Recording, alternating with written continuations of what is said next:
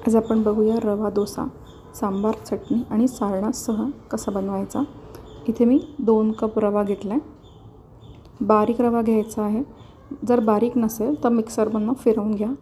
एक 1.5 चमचा मीठ घातलं आहे। ह्याच्यात मी अर्धा कप दही घालणार आहे। आता मी 2 कप रवा घेतला आहे म्हणून मी अर्धा कप दही घेतला आहे। तुम्ही जर 1 कप रव्याचं करणार असाल तर 1/4 कप दही घ्या आणि हे असं छान मिक्स करून घ्यायचं आहे। आता ह्याच्यात आपल्याला पाणी घालायचं आहे। अंदाजे 2 कप पाणी घालणार आहे। रवा फुलतो त्यामुळे 2 कप पाणी आपल्याला लागणार आहे।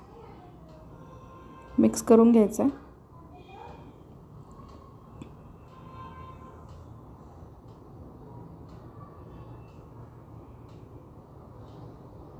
छान असं मिक्स करून घेऊया।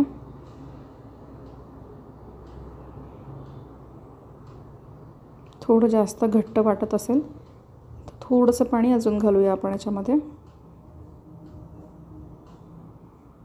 कारण रवा फुलतो। फुलल्यानंतर तो घट्ट नको यायला म्हणून एक थोडंसं 1/4 कप पाणी अजून घालते आणि आता ह्याला आपण 1 तास भिजत ठेवूया।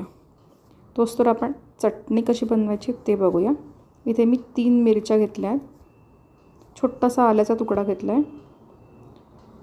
कोथिंबीर घेतली आहे।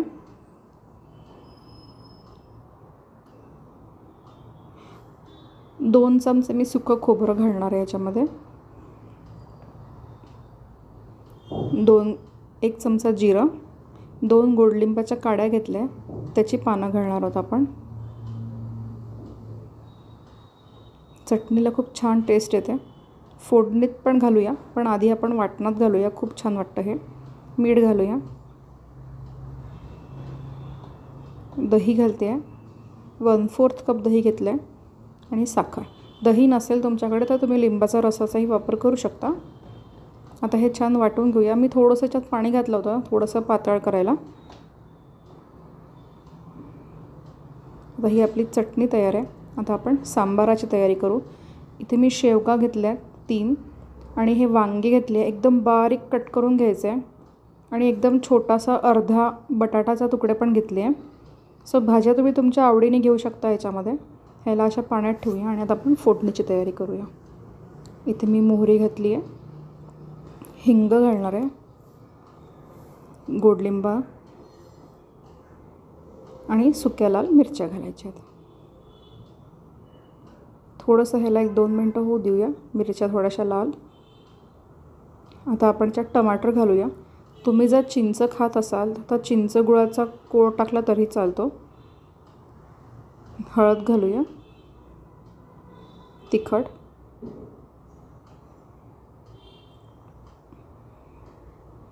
गरम मसाला घालणार आहे आणि धनेपूड घालणार आहे। 2 मिनटं छान हे असं परतवून घेऊया आणि आता आपल्या भाज्या घालूया। आता तुम्ही भाज्या तुमच्या चॉईसने घेऊ शकता। याच्यात तुम्ही भोपळा घेऊ शकता, दुधी भोपळा घेऊ शकता, तुम्हाला ज्या भाज्या हव्या आहेत त्या घेऊ शकता। थोडंसं मीठ घालणार आहे चवीनुसार।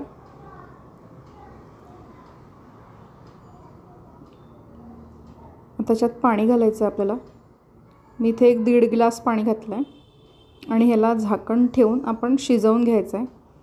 वांगे बारीक कापल्यामुळे पटकन होतील। मी आलं लसणाची पेस्ट टाकायची विसरली होती, ती मी आत्ता घालते आहे।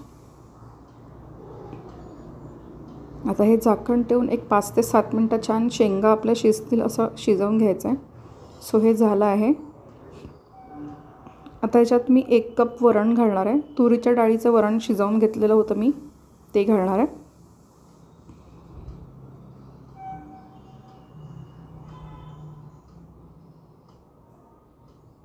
छान मिक्स करून घ्यायचं आहे आणि त्यात पाणी घालायचं आहे। एकदम झटपट बनणारा सांबार आहे हा, खूप काही झिकझिक करणार नाही आहे। आणि चिंच वगैरे तुम्ही खात असाल तर घाला। 1 चमचा सांबार मसाला घालणार आहे। गूळ खात असाल तर थोडासा गूळ घाला, छान चव येते। आता ह्याला मंद आचेवर आपल्याला 5 ते 7-8 मिनटात छानपैकी शिजवून घ्यायचं आहे. हे होतं आहे तोच तर आपण सारणाची तयारी करूया, म्हणजे की बटाट्याची भाजी. इथे मी मोहरी, हिंग, गोडलिंब आणि 1 मिरची असं फोडणीत घातलं आहे. आता हा 1 कांदा आहे बारीक स्लाईस करून घेतला होता, तो घालूया. 1-2 मिनटं याला फक्त परतवून घ्यायचं आहे आपल्याला.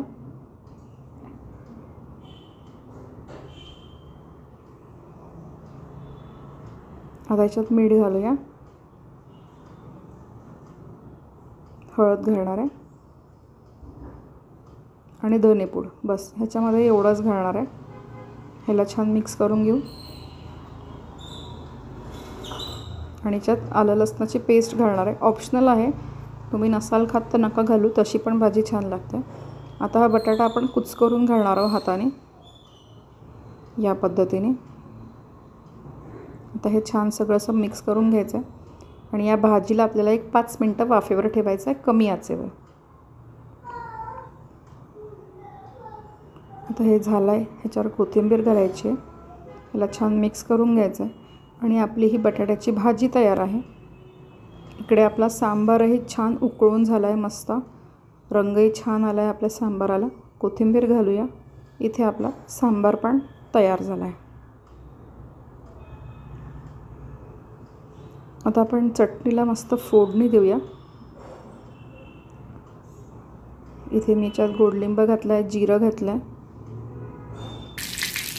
हिंग घातला आहे.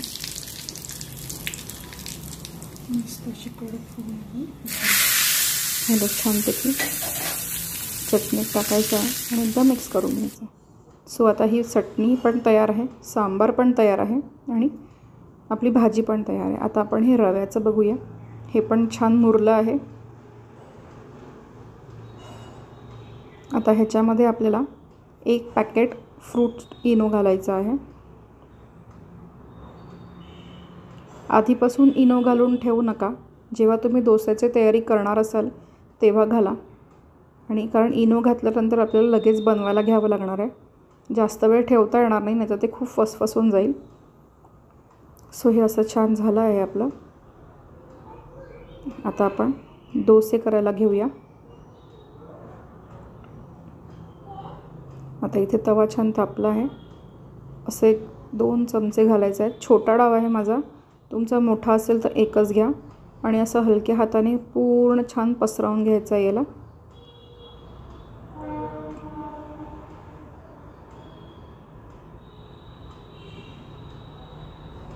असं छान पसरवून घ्यायचं. थोडं तेल घालूया आपण.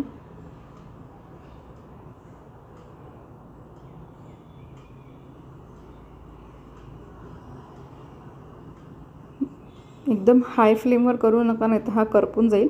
थोडा मीडियम लो फ्लेमवर ह्याला होऊ द्या.